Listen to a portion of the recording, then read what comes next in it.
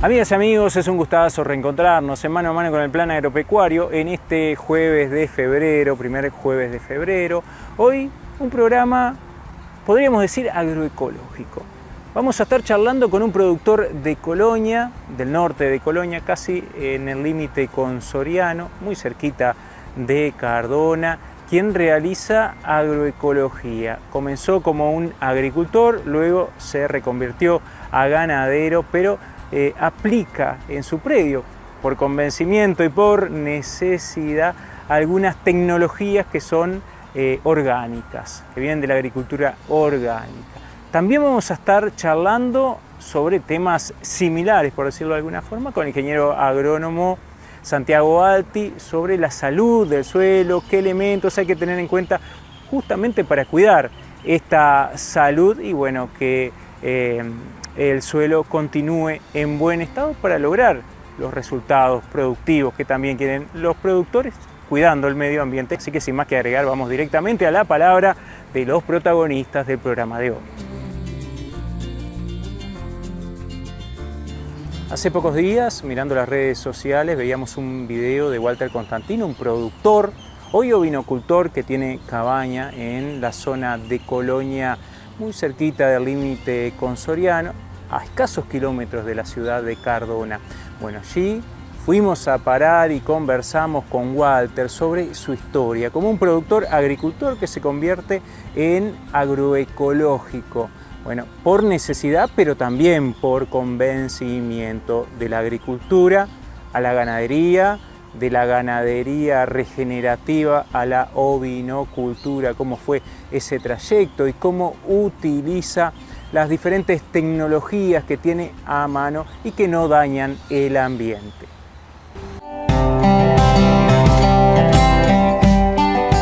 Mi nombre es Walter Constantino, soy productor agropecuario de toda la vida. En realidad estamos en la zona de Colonia ahora. Siempre fui agricultor, la verdad que me gusta mucho la agricultura, hasta que bueno, tuve que dejar de hacer agricultura por las malas, por decirlo de una manera, un par de zafras malas, con mucho gasto de insumo, con rentas altas. Fue la tormenta perfecta para que justamente se desencadenara, que dejáramos abruptamente, bueno, el negocio agrícola se terminó. En ese momento teníamos que seguir haciendo algo. Teníamos semillas de soja para seguir produciendo en esos campos que teníamos una promesa de arrendamiento. Y bueno, conseguir las semillas prestadas de un amigo, a devolver con semillas justamente, pero nada más. Tenía la tierra, tenía alguna maquinaria que me estaba quedando y bueno, la sembramos sin fertilizante, la semilla sola. Para hacer esa siembra teníamos un puente verde que habíamos hecho de avena, en el cual en ese momento no teníamos financiación para los productos químicos, para el glifosato famoso, para hacer la quema, que se llama como lo que sería en la parte de preparación previa, o barbecho químico, como le llaman. Y utilizamos vinagre con sal, que fue lo que nosotros habíamos visto que la agricultura orgánica recetaba como un desecante. Como la avena ya estaba en su fase terminal, usamos este vinagre con sal, fumigado en cobertura, y entre que el ciclo se estaba terminando, más ese plus que le dimos con ese herbicida natural, se fue secando. Sembramos la soja y aparecieron los primeros pastos, pasto blanco, pastos de verano, y ahí sí conseguimos 1 litro de glifosato, que fue lo único que aplicamos de productos químicos a esa soja. Después el seguimiento de lo que es espinotia y todo lo que es lagarta, y eso lo hicimos todo en base a productos orgánicos. No es que lo inventamos nosotros, sino sacados de la propia agroecología, se llama. Un control, no sé si se podía decir insecticidas, porque capaz que no es tanto, sino son más bien repelentes, y tratar de balancear la planta con fertilizantes orgánicos también. En agricultura orgánica se habla de balancear la planta, justamente para que la planta no tenga esa necesidad sea de fertilizantes, sea de cosas, que ese desbalance es lo que aprovechan los insectos. Porque la planta, estar desbalanceada, tiende a llevar aminoácidos hacia las hojas, y los insectos, obviamente, que es lo que buscan, son los aminoácidos. Entonces, los insectos, en vez de matarlos como unos enemigos, nosotros empezamos a pensar que son bioindicadores del estado de balance nutricional de las plantas. ¿Tenemos insectos? Hay que balancear la planta, y se balancea con un mix de minerales. Nosotros hacíamos con polvo de roca, con harina de hueso, con microorganismos de montaña o microorganismos de potrero, que le decimos acá, activados, con melaza, con suero de leche, con bueno, varias cosas, que eso, al tener varios minerales, nivelan, por decirlo, la planta, y lo que hace la planta es dejar de ser propensa a los insectos, porque empieza a dejar de pasarle los aminoácidos o azúcares a las hojas. Esto se debe más que nada porque los insectos son malos haciendo lo que es la lisis proteica, entonces necesitan los aminoácidos ya libres, por decirlo de una manera, para poder asimilarlo. En la mayoría, no todos, pero digo, la gran mayoría, que nosotros decimos dañino, pasa eso. Entonces, entendiendo eso, como les decía, empezamos a usar, en el caso de chinches, insecticidas o repelentes que son a base de tabaco. Hacíamos exudados, por decirlo así, de tabaco. Comprábamos mucho tabaco criollo y eso, lo metíamos en un tanque con algo de alcohol, los macerábamos, por decirlo así, y lo aplicábamos con el mosquito. Eso a nosotros nos dio un resultado muy bueno, en el sentido de que nos llevó a hacer un poco más trabajos en familia, porque se involucró la familia completa, mis hijos, mi señora, yo. Algunos pelaban ajo, otros a cebolla, porque habían insecticidas que eran unos que se llaman apichi, que es ajo, pimienta y chile. Hay otro que se llama MM5, que es fertilizante foliar, es insecticida y repelente. Bueno, entonces era un lujo, porque podíamos fumigar con el mosquito igual de puerta abierta, se nos tapaba un pico y íbamos con la mano así nomás, y nos provocaba capaz un poquito de picor entre las uñas, pero no más de eso. Y bueno, y fue la zafra que más orgullo nos dio y más satisfacciones, porque en realidad devolvimos esa semilla y no debíamos nada del resto de la industria, o el paquete tecnológico de la industria química.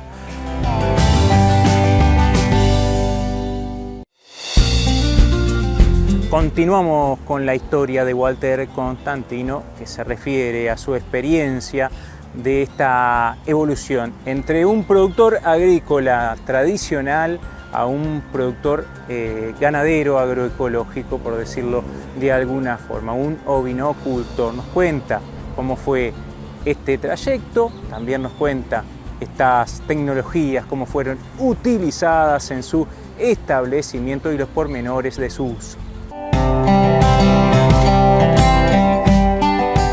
El próximo año quisimos seguir, pero empezamos a pensar, o sea, nos decían los ingenieros, me decían familiares nuestros, mi suegro, mi suegra, bueno, no podés sembrar sin fertilizante porque, o sea, no hay manera. Y empezamos a involucrarnos un poco más, empezamos a mirar cómo fertilizar. Y entendimos que la vaca, tan odiada por los agricultores, porque siempre pensamos que la vaca es interesante alambrado por medio con la agricultura, no que la vaca venga y te pise y te coma. Y bueno, tuve que cambiar el chip y tener la vaca como un aliado en el cual fertilizaría con sus heces, con sus orines, con sus patas masajearía el suelo, como quien dice, con la saliva promovería el rebrote, y a su vez sería como una inoculadora natural de lo que son los microorganismos del suelo.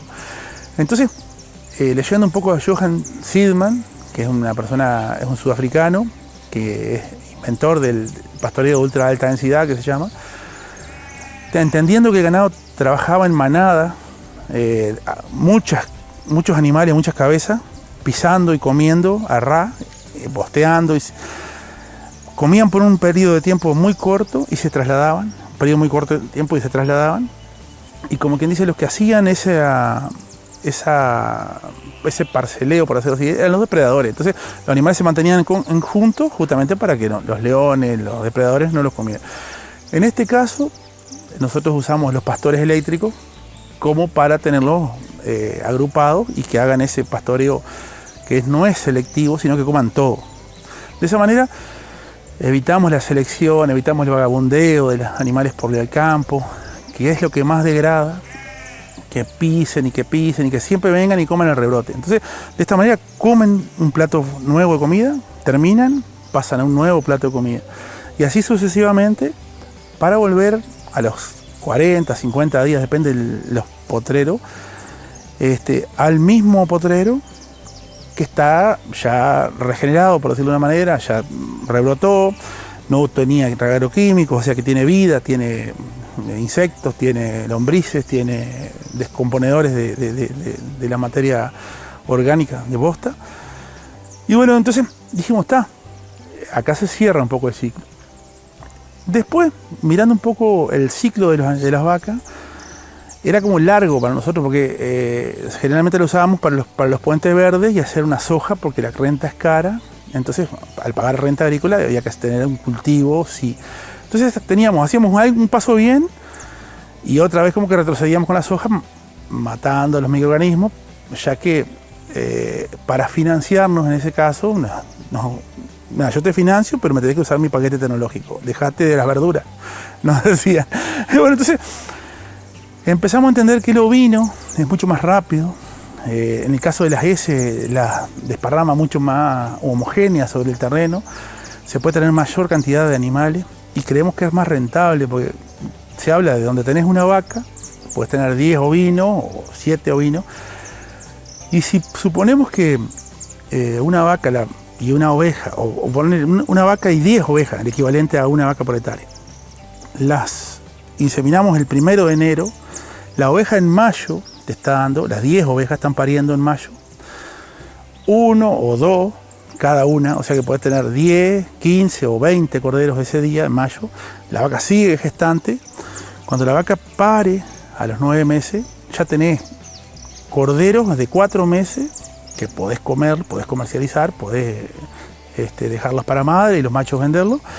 Y cuando llega el año, la oveja, en el caso de las Dorpe, como nosotros tenemos, o Santa Inés, que son poliéstricas anuales continuas, ya podría tener un cordero que parió en mayo, en junio ya agarrar cría de vuelta, estar pariendo en diciembre, y las hijas de ellas estar siendo servidas. Entonces, nos pareció que es exponencial, y para el productor chico, mediano o grande, yo creo que es un rubro que está como relegado, pero más que nada porque siempre se habló de que la oveja da trabajo, de que es complicada, y nosotros por eso empezamos a adoptar razas de deslanadas, cosa de evitar la deshojada, acá le decimos la descascarriada, no sé cómo le dicen en otros lugares, la limpieza de la barriga y toda la parte de la ubre y eso. También se evitan la famosa esquila preparto porque no es necesario. En el caso de Santa Inés es como que está esquilada todo el año. Y hay mucha gente que me preguntaba si no tenían problemas con los fríos. Este año tuvimos heladas extremas acá en esta zona. Y ellas, no quiere decir que no tengan frío, pero se termorregulan comiendo. Ellas teniendo disponibilidad de comida, ya igual son las 12 de la noche, 1 de la mañana, están comiendo. Entonces se termorregulan. Han parido acá a la intemperie nomás, porque nosotros no tenemos paridera, no le hacemos nada de confort. En realidad hay gramilla, que es lo que todo el mundo dice que es un enemigo, nosotros estamos obteniendo como que es un aliado.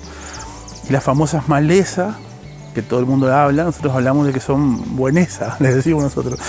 Entonces, es un poco tratar de aprovechar lo que tenemos y con lo que tenemos ser lo más productivo posible, a ultra bajo costo, porque somos tomadores de precio. Entonces nosotros lo menos que podemos hacer es trabajar a ultra bajo costo. Entonces, de esa manera no es que nos independizamos de los precios, pero sí siempre vamos a tener rentabilidad, aún oscilen los precios o no oscilen, no tenemos que estar todos los días timoneando y haciendo cosas que por ahí no entendemos. Es un poco eso la historia.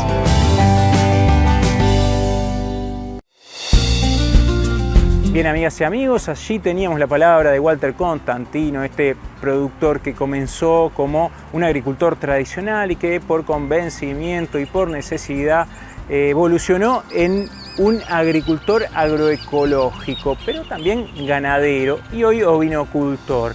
En el próximo bloque vamos a estar charlando con el ingeniero agrónomo Santiago Alti sobre la salud del suelo, qué elementos hay que tener en cuenta justamente para que este sistema no se enferme. Pero todo esto luego del espacio publicitario.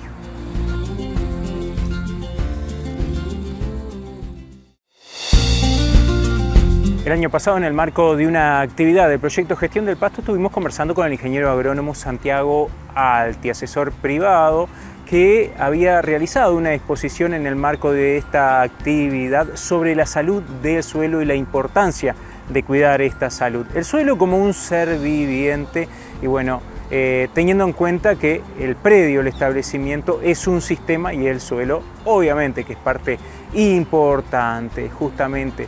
A esto se refiere Santiago Alti y también cómo evitar que el suelo se enferme. Para empezar hablamos de salud, estamos reconociendo que como que el suelo es un organismo vivo, que por lo menos hay un montón de organismos vivos allí dentro y entonces monitorear cómo está eso es importante porque nosotros vamos a lograr ver si los distintos grupos de microorganismos que cumplen sus funciones ahí lo están haciendo y lo están haciendo en las proporciones adecuadas para que el ecosistema funcione bien. Nosotros tenemos, así como tenemos un ecosistema que generalmente es el que vemos por encima del suelo, hay todo un ecosistema funcionando por debajo y asociado con el que está por encima del suelo. Las plantas son la entrada de energía del sistema y las plantas se asocian con distintos grupos de microorganismos y a su vez ellos son consumidos por otros y conformando lo que llamamos la red trófica del suelo. Entonces, nosotros con nuestras estrategias de monitoreo, lo que nos permite ver es si están los distintos grupos funcionales que ahí van a estar actuando, algunos asociándose directamente con las plantas y otros beneficiándolas de forma indirecta. Incluso hay microorganismos que son patógenos, pero la diversidad de otros microorganismos la va a estar protegiendo de esos patógenos y de posibles enfermedades. Entonces, saber qué grupos funcionales hay y si están cumpliendo las funciones para las cuales están ahí, nos sirve para nosotros evaluar qué potencial tiene ese campo en la situación que está o qué cosas podemos ir haciendo para mejorarle la situación. Lo que estamos viendo en realidad en nuestros campos naturales es que el balance está bastante volcado hacia lo que serían las bacterias, que es uno de los grupos funcionales. Hay dos grupos básicos que a veces se analiza la relación entre ellos, que son los hongos y las bacterias. Nosotros precisamos que haya mucha biomasa de hongos porque son los que más van a beneficiar a las plantas, sobre todo porque las protegen y porque extienden muchísimo sus sistemas radiculares y pueden traer nutrientes y agua de lugares bastante alejados. Entonces, lo que estamos detectando acá en los primeros análisis de vida en el suelo y análisis biológicos, aún en campo natural, es que nuestras relaciones hongo-bacterias son muy bajas, del entorno de 0 a 1, las mejores que han salido andan en 0 a 3, cuando en otros lados y el óptimo y el balance sería 1 a 1. Entonces aún en los campos naturales estamos muy por debajo, en las situaciones de chacra la situación es bastante peor, o sea, del orden de 10 veces menos. Entonces, supongamos que tengo un campo natural con 0,3 y bueno, en una chacra con esas mismas situaciones tengo 0,03 de relación hongo-bacteria. Para mejorar la situación en campo natural, bueno, las medidas que favorecen generar estructura, como por ejemplo permitir que las plantas hagan buena exploración radicular. A su vez eso va a potenciar mi flujo de energía. No nos olvidemos que la planta es la entrada de energía para el ecosistema, para todo el ecosistema que está bajo tierra. Por lo tanto, todo lo que yo pueda potenciar el flujo de energía me va a estar ayudando a potenciar debajo toda la red trófica. Así que bueno, en el manejo del pastoreo, por ejemplo, dejar remanetes altos, dar buenos descansos, no pisotear, ni que hablar que no sobrepastorear. Todas esas cosas van a estar ayudando muchísimo. Y bueno, y a nivel de chacra, cuando yo sustituyo el campo natural por otras cosas, ahí bueno, capaz que lo que podría hacer es buscar poner diversidad de plantas, porque las distintas plantas van a atraer a distintos grupos funcionales, a distintos grupos de microorganismos a su vez. Entonces, cuando yo tengo más diversidad de microorganismos, las funciones se dan de forma más completa. Lo otro que puedo hacer es tratar de evitar el uso de muchos herbicidas o evitar los fertilizantes solubles, sobre todo cerca de la semilla, porque eso va a inhibir la asociación que naturalmente se genera entre la planta, entre la semilla cuando empieza a emerger y sus raíces con los microorganismos. Las plantas, cuando tienen fósforo disponible, no generan esa asociación con microorganismos al germinar las radículas, y eso termina impactando negativamente. Entonces, bueno, tratar de no poner fertilizantes solubles cercanos a la raíz, usar diversidad. También se pueden utilizar enmiendas orgánicas, es decir, proveer de fertilizantes pero de forma orgánica. Si yo voy a poner fertilizantes inorgánicos, agregarle alguna fuente de carbono, porque en realidad de todas formas ese fertilizante va a pasar a través de los microorganismos antes de entrar a la planta. Hay estudios que incluso en el cinturón maicero de Estados Unidos, que el 66% del nitrógeno tomado por el maíz en condiciones de fertilización viene del suelo directamente, no viene directo del fertilizante. Y también hay situaciones que ni siquiera responde al fertilizante, y básicamente todo el nitrógeno viene del suelo. Con esto lo que quiero decir es que el suelo está preparado, y la sinergia que se produce entre la planta y los microorganismos hace que los nutrientes puedan venir desde ahí.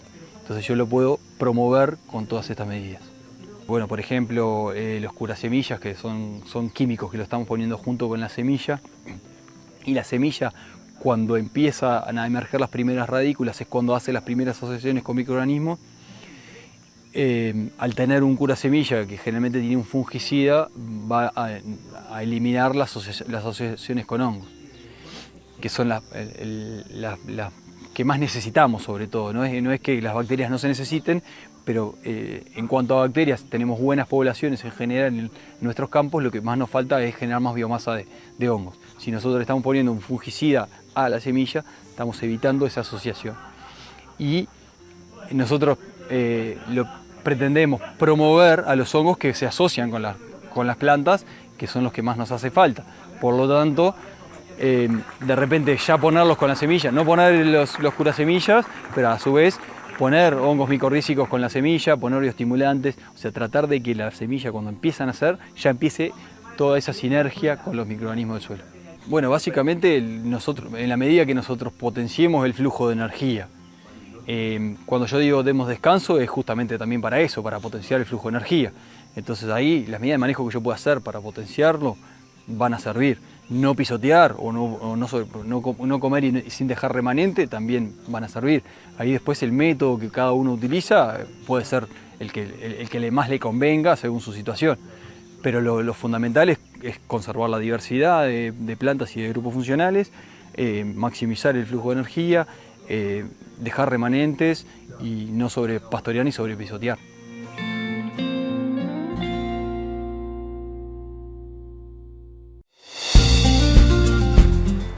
Amigas y amigos, ha sido un gustazo haber compartido otra emisión de Plan Agropecuario TV, como siempre. Es un placer poder brindar este granito de arena, colaborar desde el Plan Agropecuario con información, recomendaciones técnicas, experiencias de productores, como compartíamos en el programa de hoy, lo cual nos da muchísimo gusto. Nosotros nos queda nada más que invitarles primero a ingresar a la página del Plan Agropecuario para conocer las actividades de extensión y de capacitación que están disponibles y que están a la mano de todas y todos ustedes, en particular del CGD, del Curso Ganadero a Distancia, edición 2025. Ahí van a encontrar toda la información sobre este ya tradicional curso del Plan Agropecuario que se viene realizando durante casi 20 años con más de 2.000 participantes. Nos queda nada más que despedirnos e invitarles a que nos acompañen la próxima semana cuando nos encontremos aquí a esta misma hora y en este mismo lugar. Hasta entonces.